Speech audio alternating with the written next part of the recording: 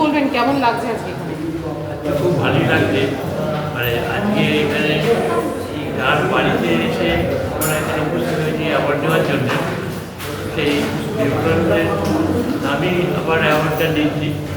তার জন্য একটা মনে হচ্ছে যে একটা আমার জীবনের একটা বড় পাওনা যে আমি ফিজিক্যাল সায়েন্স এবং ফিশারি সায়েন্সের নানান গবেষণা করে কভার করেছি, যেগুলো বিদেশে মাটিত প্রথম এবং দেশের মাটিতে প্রথম বড় যেগুলো পেটেন্ট পেয়েছি। আজকে এই পুরস্কারটা আমার কাছে যদিও দেশ বিদেশে বহু পুরস্কার আমি পেয়েছি, কিন্তু এই ধরনের একটা পুরস্কার আমার জীবনে আরও উৎসাহিত করছে, উদ্বুদ্ধ করছে।